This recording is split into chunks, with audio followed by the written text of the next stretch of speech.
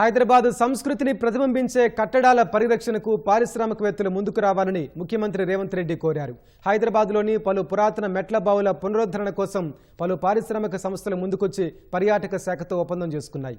మూసీ పరివాహకంలోని చారిత్రక భవనాలను పర్యాటక ప్రాంతాలుగా తీర్చిదిద్దనున్నట్లు సీఎం తెలిపారు. ప్రభుత్వ పాఠశాలల విద్యార్థులు చారిత్రక పర్యాటక ప్రాంతాలను ఉచితంగా సందర్శించేందుకు తెలంగాణ దర్శిని పేరుతో కార్యక్రమం చేపట్టినట్లు సీఎం తెలిపారు. హైదరాబాద్లోని పురాతన మెట్ల బావులను పునరుద్ధరించేందుకు పలు పారిశ్రామిక సంస్థలు ముందుకొచ్చాయి. సీఎం రేవంత్ రెడ్డి సమక్షంలో పర్యాటక శాఖతో సీఐఐ ఒప్పందం చేసుకుంది. ఉస్మానియా విశ్వవిద్యాలయంలోని మహలఖా మెట్ల బావిని, ఇన్ఫోసిస్, సాలార్జంగ్, అమ్మపల్లి బావులను భారత బయోటెక్ పునరుద్ధరించేందుకు ఒప్పందాలు చేసుకున్నాయి.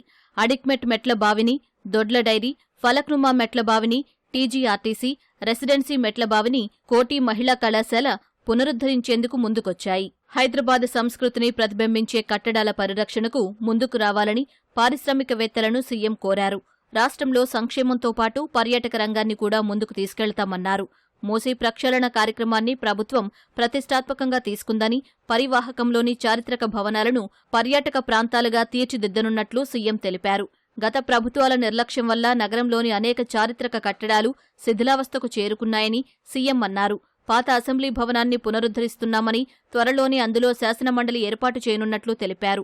ప్రస్తుతం శాసనమండలి కొనసాగుతున్న చారిత్రక ప్రాధాన్యమున్న జూబ్లీ హాల్ను పరిరక్షించాల్సిన అవసరముందని రేవంత్ రెడ్డి అభిప్రాయపడ్డారు. ప్రత్యేక సాంకేతిక పరిజ్ఞానంతో నిర్మించిన జూబ్లీ హాల్ను దత్తత తీసుకుని పరిరక్షించాలని సీఐఐకి ముఖ్యమంత్రి సూచించారు. ప్రస్తుతం శాసనమండలి కొనసాగుతున్న చారిత్రక ప్రాధాన్యమున్న జూబ్లీ హాల్ను పరిరక్షించాల్సిన అవసరముందని రేవంత్ రెడ్డి అభిప్రాయపడ్డారు.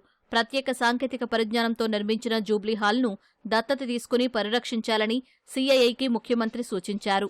ఉస్మానియా ఆసుపత్రిని గోషామహల్కు తరలించి ప్రస్తుత భవనాన్ని పరిరక్షించేందుకు అవసరమైన చర్యలు తీసుకుంటున్నట్లు సీఎం తెలిపారు.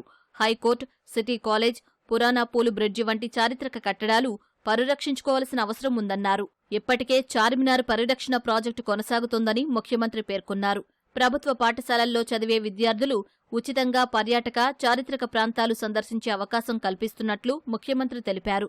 చారిత్రక, పర్యాటక ప్రాంతాలపై విద్యార్థులకు అవగాహన కల్పించేందుకు రూపొందించిన తెలంగాణ దర్శిని కార్యక్రమానికి సంబంధించిన జీవోను జారీ చేసినట్లు సీఎం తెలిపారు. కార్యక్రమంలో పర్యాటక శాఖ మంత్రి జూపల్లి కృష్ణారావు, ముఖ్య కార్యదర్శి Vaniprasad, CII Telangana chairman Saiprasad, CM ప్రత్యేక CS Ajith Reddy, CM OSD Vemula Srinivasulu తదితరులు పాల్గొన్నారు.